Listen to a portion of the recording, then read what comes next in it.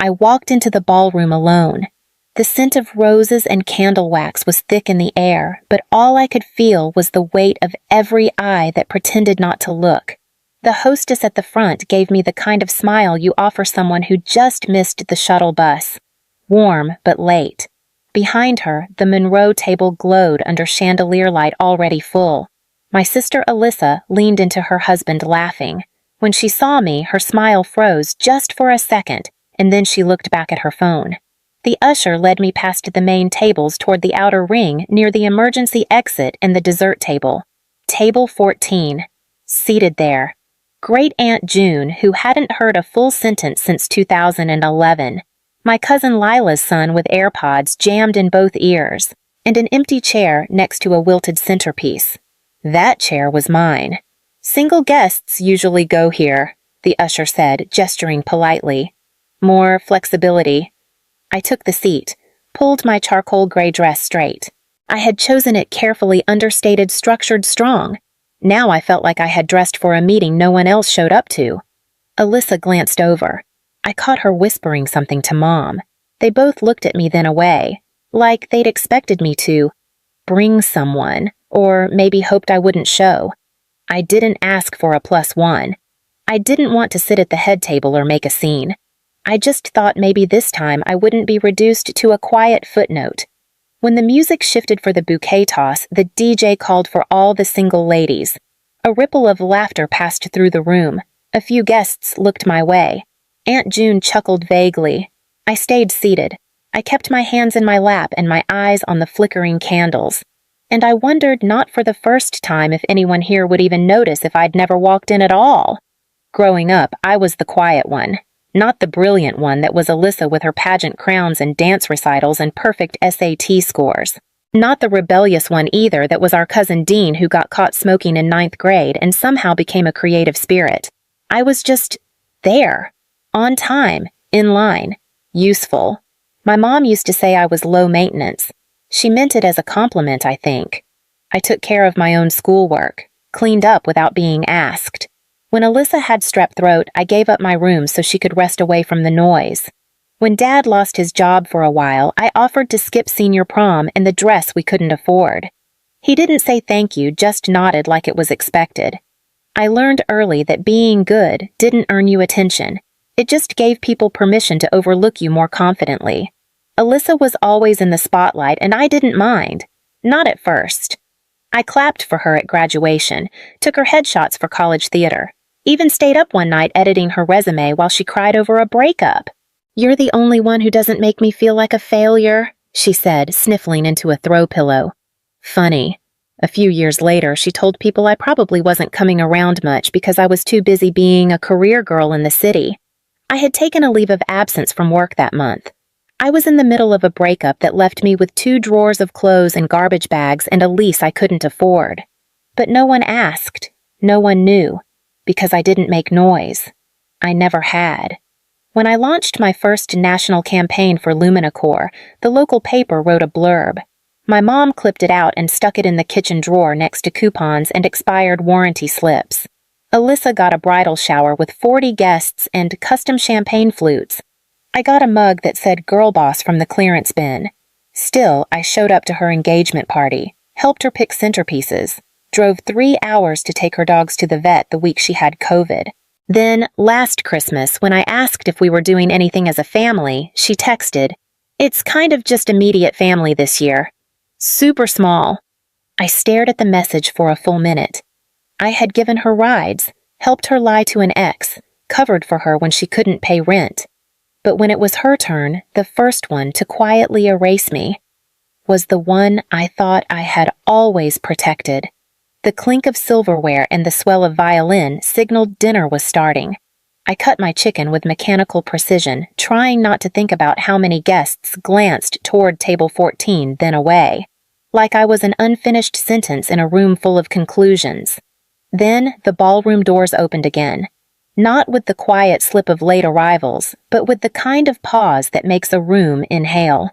A man stood in the entryway, tall, composed, dressed in a dark navy suit that fit like it had been made for him. His eyes scanned the room once quickly and then locked on me. Before I could react, he was walking toward my table straight through clusters of guests and champagne flutes and startled conversations. He didn't pause, didn't glance sideways. He walked up to me, leaned in close, and said, "Sorry I'm late, love." Traffic was brutal. Then he kissed my cheek. It wasn't rushed. It wasn't awkward. It was the kind of kiss that said, "This is ours." Not performative, not forced, just late. I sat frozen, utterly, completely confused. He smiled at me softly. Just the corners of his eyes crinkled. "If you want me to stop, just say so." I didn't say anything. I didn't move either. He turned to the usher who'd been watching us with a fork in midair. "There seems to have been a seating mix-up. I believe I'm with her." "Yes, of course," the usher mumbled, standing abruptly. And suddenly, we were being walked toward the main table, toward my family. I heard the gasp before I saw the look on Alyssa's face. Her husband leaned toward her, eyebrows raised. My mom's mouth opened, then shut. Ethan, because that's the name he whispered as we walked, kept one hand lightly on the small of my back, just enough to steady, not enough to claim.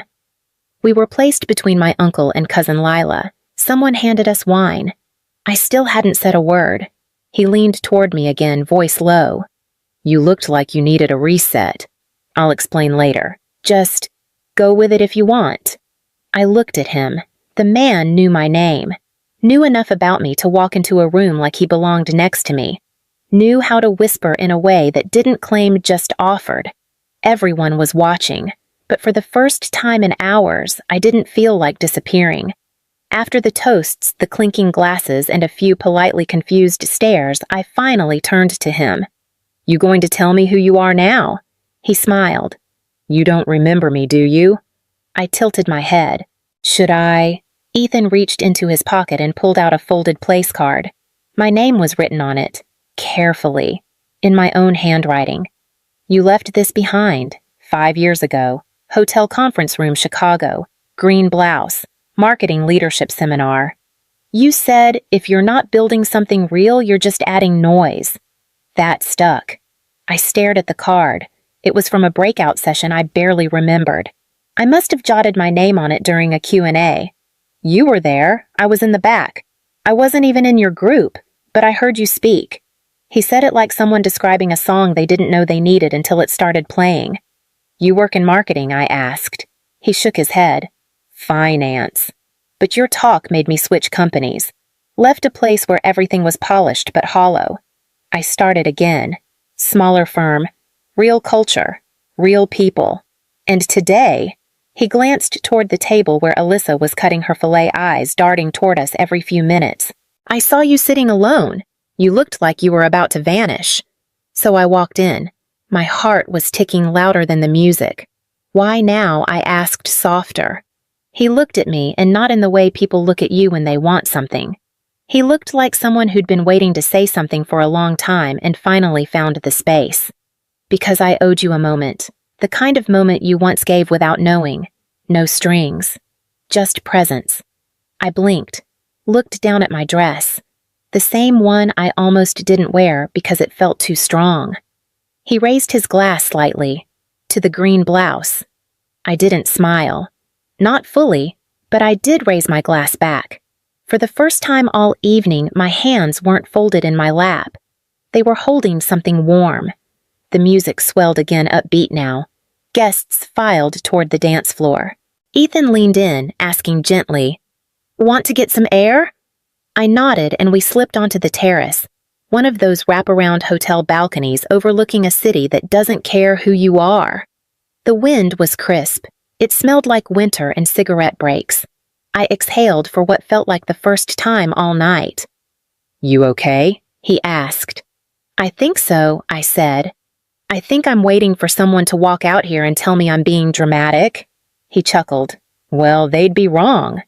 Silence settled between us, not heavy, just real. Then the door creaked open. Alyssa. She stepped out with that practiced grace. She always had, heels silent on the concrete. Her dress shimmered like she was still 12 and still being told to smile for the camera. "I knew something was off," she said. "You're not dating anyone. So who is he?" Her tone wasn't angry. It was irritated, like I had messed up her seating chart. He's someone who saw me, I said simply. That's not an answer. I didn't respond. She turned to Ethan. Do you even know her? Or are you just here to get attention? Ethan didn't blink. I'm here because she deserved to not be alone in a room full of people pretending she didn't exist. Alyssa scoffed. You don't know what she's like. He smiled politely. I know enough. A beat passed. The door opened again, Mom. Her eyes flicked from me to Alyssa, then to Ethan. She didn't say hi, didn't ask why we were outside. She just said, You didn't need to make a scene. This is Alyssa's day. That's when I felt it. The same pressure I'd felt my whole life to shrink so she could shine. I nodded slowly. Then I looked at Ethan. Thank you for walking in. His brow creased slightly. You're leaving? I've been leaving, I said. Just took me a while to stand up. I turned to Alyssa. Don't worry, you'll still have your spotlight. You always do. Then to Mom. You can stop pretending I surprised you by existing. I walked past them back inside, past the white linens and gold-rimmed plates, and the family name etched into the centerpiece menu card. Back toward table 14, where no one was waiting but the chair was still warm. I was halfway through packing my overnight bag at the hotel when there was a knock. I opened the door slowly. Alyssa stood there, shoes in hand, mascara slightly smudged, clutching a bottle of water like a peace offering. I don't want to fight, she said. I just wanted to say something. I stepped aside. She sat on the edge of the window seat, the city lights catching the edge of her shoulder straps. I saw your face tonight, she said quietly. When Mom said it was my day. She looked down at her hands. I used to love being the golden one, being the favorite. Thought it meant I'd earned something. But it turns out it just means everyone assumes you're fine until you shatter. I didn't say anything. She laughed, brittle and short. 3 months ago, I found messages on Kevin's phone. He said they were nothing, but they didn't look like nothing. Mom told me not to overreact. Dad said marriage is work. So I smiled. Again. She looked up at me. Do you know how many times I've smiled when I wanted to disappear? That stopped me. Because I did know. I knew exactly how that felt. I erased you, she said.